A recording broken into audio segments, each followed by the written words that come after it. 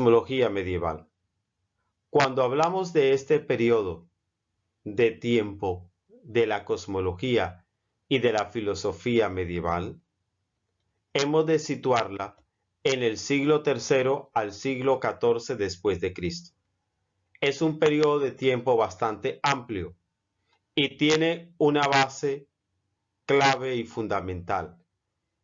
Es un periodo teocéntrico, es decir, todas las explicaciones que se hacen en este periodo tiene como respuesta única, total y contundente a Dios. Por eso cuando el hombre se hace la pregunta, ¿cuál es el origen del universo? En esta época medieval, la respuesta es unánime. Dios es el creador del universo. Y por lo tanto, cualquier verdad que se quiera manejar, y en este caso una verdad sobre el universo, está sujeta a lo que diga la Iglesia. Y la Iglesia, al mismo tiempo, tiene como base fundamental de todas sus verdades las Sagradas Escrituras. Es por ello que cuando se hace la pregunta sobre el universo, la Iglesia responde que todo es creación de Dios y para ello se basa en lo que dice la Biblia en el libro del Génesis capítulo 1 y capítulo 2, la creación del universo y del hombre y la mujer. Pero a esta pregunta sobre cómo se origina el universo, San Agustín nos presenta de una manera muy pedagógica cómo Dios comienza a crear. Y él plantea esa lucha inherente en el ser humano del bien y del mal, y lo plantea desde la perspectiva de la guerra, de la contienda entre dos grandes ciudades. La primera ciudad es la ciudad terrena. En esta ciudad terrena, dice San Agustín, todos los seres humanos vamos peregrinando, tenemos que morir, pero este periodo de vida que Dios nos regala en esta tierra es para que podamos purificar nuestra alma y nuestro cuerpo, liberarnos del pecado para poder llegar a la segunda ciudad que él plantea, que es la ciudad de Dios.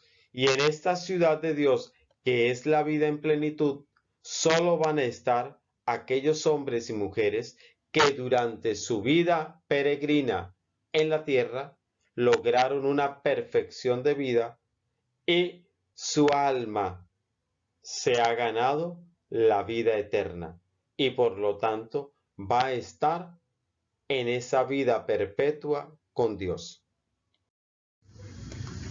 Duns Scoto, prosiguiendo con esta explicación medieval sobre el universo, nos plantea una teoría bastante importante, la teoría de las cuatro naturalezas. La primera naturaleza es aquella que no es creada y crea, es decir, es Dios. Dios, por ser un ser eterno, no tiene comienzo, no tiene final. Dios es el que crea todo, pero a Dios no lo crea nadie.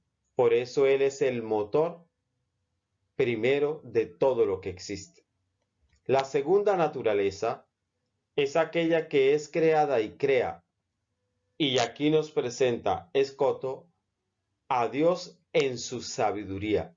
Y en esa sabiduría divina, Dios crea absolutamente todo lo que existe. La tercera naturaleza es la naturaleza que es creada, pero que no tiene la capacidad de crear. Es este universo, es este mundo en el que estamos. Y en él entra también el ser humano. Es un mundo enmarcado en un tiempo y un espacio determinado. El hombre y la mujer, como seres creados, participamos de la esencia divina pero no tenemos la capacidad de crear. Y la cuarta naturaleza es la naturaleza que no es creada y no crea. Es decir, todo el universo tiene un término final. Todo viene de Dios y todo vuelve a Dios. Cuando llegue el fin del universo, entonces todo volverá a Dios, pero no habrá más creación. De esta manera, los filósofos de la época medieval y la Iglesia nos plantean el problema del origen de la naturaleza. La ciencia hoy nos da otra explicación y es lo que llamamos esta teoría cosmológica contemporánea o actual. Y es conocida con el nombre del Big Bang. Ese Big Bang es la gran explosión. La energía, dice la ciencia, se concentra en un punto y explota. Esa explosión fue hace unos 15.000 millones de años. Y de esta manera empieza entonces el universo a un proceso de evolución hasta lo que tenemos en el día de hoy. Pero ¿cómo se da ese Big Bang? ¿Cuál es el proceso que sigue cuando se produce el Big Bang? La ciencia nos dice lo siguiente. Primero ocurre el Big Bang, pero inmediatamente, en fracción de segundos, dice la ciencia que comienza a bajar la temperatura. Y al bajar la temperatura, se van a formar los protones y los neutrones. Sostiene la ciencia que 3 minutos después se van a unir los protones y los neutrones y van a formar los grandes núcleos de hidrógeno y helio. Y prosiguiendo con este proceso, entonces, 300.000 años más tarde, los electrones comienzan a girar alrededor de los núcleos y se va a formar los átomos.